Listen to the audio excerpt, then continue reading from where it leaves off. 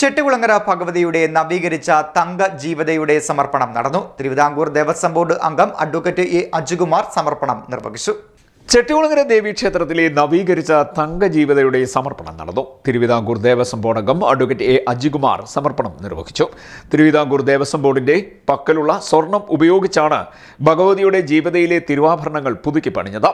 ദേവീഭക്തനായ തഴക്കര ശക്തിയിൽ മോഹൻലാൽ വാസുദേവനാണ് ഇതിന്റെ നിർമ്മാണത്തിനുള്ള ചിലവുകൾ വഴിപാടായി സമർപ്പിച്ചത്. പ്രശസ്ത ശില്പി ചക്കുളം ഹരി നിർമ്മാണത്തിന് ചുക്കാൻ പിടിച്ചു.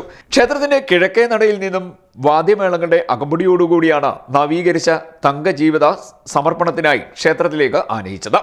ക്ഷേത്രതന്ത്രി പ്ലാക്കുടിയില്ലം ഉണ്ണികൃഷ്ണൻ നമ്പൂതിരി, ശ്രീദേവി വിലാസം ഹിന്ദുമത convention president B Harikrishnan, secretary Manoj Kumar, കരപ്രതിനിധികൾ, ഭക്തർ തുടങ്ങിയവർ പങ്കെടുത്തു. നിർമ്മാണത്തിന് ചുക്കാൻ പിടിച്ചവരെ സമർപ്പണത്തിന് ശേഷം ആദരിച്ചു.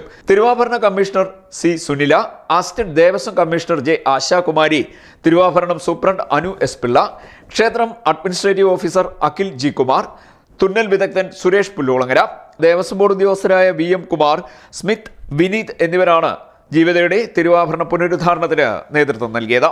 CDNet news, Kayamkulam.